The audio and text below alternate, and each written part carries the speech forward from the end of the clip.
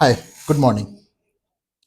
हम लोग 21 उन कारणों को ढूंढ रहे हैं जिन कारणों से हम ये एस्टेब्लिश कर सकें कि रिहैब टेक क्यों रिक्वायर्ड है और अभी वो समय क्यों है जिस समय पे रिहैब टेक की अति आवश्यकता है।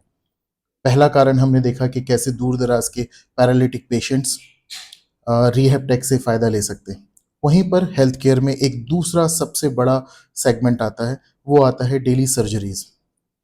एक डेटा के हिसाब से डेली थर्ट एक साल में इंडिया में लगभग 30 मिलियन सर्जरीज होती हैं। इन सभी सर्जरीज में या तो कोई ना कोई जॉइंट या एब्डोमेन, इन जगहों पे कहीं ना कहीं पे कट लगता है। और इसके बाद में रिहेबिलिटेशन की इंपॉर्टेंस इसलिए आ जाती है कि जब हमें बैक टू नॉर्मल होना है तो उन मसल्स में जहां कहीं भी कट लगा है, जहां कहीं भी इंसिजन हुआ है, उस जगह पे वापस से वैसी की वैसी स्ट्रेंथ लेकर आना इंपॉर्टेंट हो जाता है। कुछ जगहों पे तो नेचुरल रिकवरी मिल जाती है, कुछ जगहों पे ये कॉम्प्लिकेशन का रूप ले लेता है। हर किसी के प्रिस्क्रिप्शन में सर्जरी के बाद कहीं ना कहीं फिजियोथेरेपी का मेंशन बना रहता है, बट इतना ज़्यादा एम्फेसाइज नहीं होता है। पेशेंट भी बहुत अच्छे से समझ नहीं पाते और कई बार इसको मिस कर देते, और एक सेकेंडरी कॉम्प्लिकेशन कहीं ना कहीं कई मरीजों में देखने में मिलता है। एक स्टडी के हिसाब से ये पाया गया कि अगर सर्जरी के पहले फिजियोथेरेपी या एक्सरसाइजेस जिसे प्री हैब बोलते हैं वो किया जाए तो सर्जरी के सक्सेस रेट काफ़ी हद तक बढ़ जाते हैं। ऐसा नहीं है कि डॉक्टर्स ये नहीं चाहते, डॉक्टर्स भी ये चाहते हैं, बट एक सिस्टम कहीं ना कहीं पे लेकुना में आ जाता है। अच्छे हॉस्पिटल्स हैं, वहाँ पे शायद फिजियोथेरेपी डिपार्टमेंट है, सर्जन है, सब लोगों का आपस में एक कोऑर्डिनेशन है, हो पा रहा है। अच्छी प्रोमिनेंट जगह है, शायद फिजियो और सर्जन का कोऑर्डिनेशन हो पा रहा है।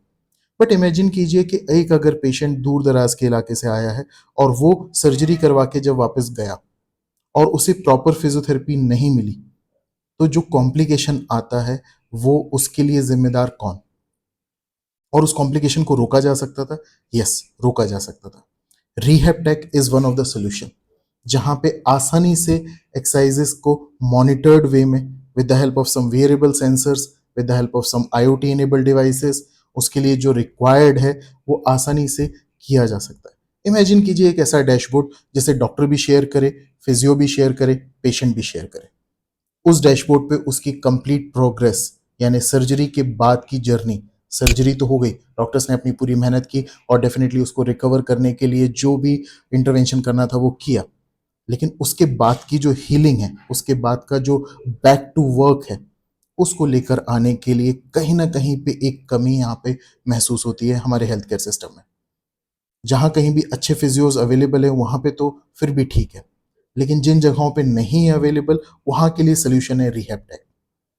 इस टेक्नोलॉजी की मदद से, इन टेक्नोलॉजीज की मदद से उन पेशेंट्स तक सर्जरी के बाद की रिहेबिलिटेशन प्रोसेस को पहुंचाना आसान है।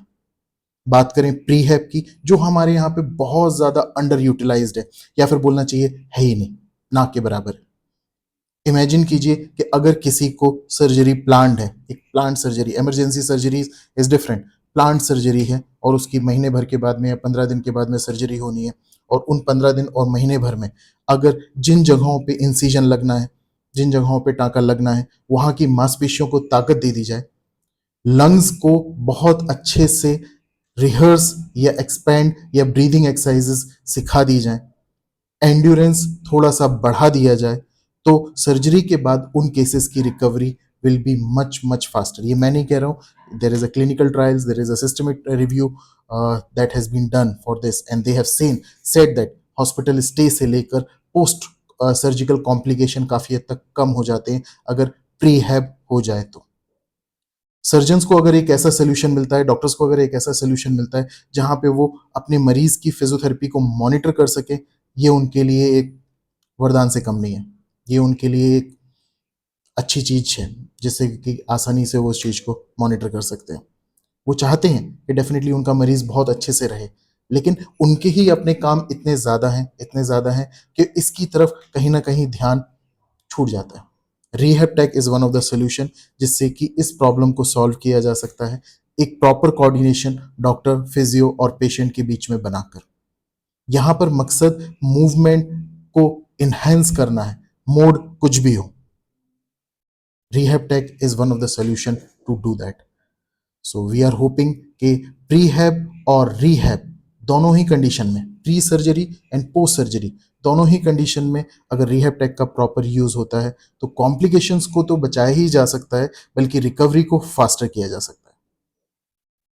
Thank you. एक बार सोचिए कि रीहैब टेक की रिक्वायरमेंट इंडिया जैसे देश में, जहाँ पे इतनी बड़ी आबादी है, जहाँ पे लोग अलग अलग जगहों से अपनी हेल्थ केयर प्रॉब्लम्स के लिए बड़े हॉस्पिटल्स में आते हैं, दूसरे हॉस्पिटल्स में जाते हैं, और सर्जन वहाँ पे सर्जरी करने के बाद में एक एप्रीहेंशन में रहते हैं कि मैंने अपना काम पूरा किया, अब बची हुई हीलिंग कैसे होगी, इसके लिए मॉनिटरिंग कैसे करेंगे। इस चीज़ का सोल्यूशन रीहैब टेक दे सकता है। Rehab tech is required. हम आने वाले 21 दिनों में, आने वाले, और हमारे पास में 19 स्टोरीज ऐसी हैं जिन कंडीशंस में रीहैब टेक इंपॉर्टेंट है और ज़रूर कहीं ना कोई डिफरेंस क्रिएट कर रहा है। प्रीहैब और रीहैब उसी में से एक है। Thank you.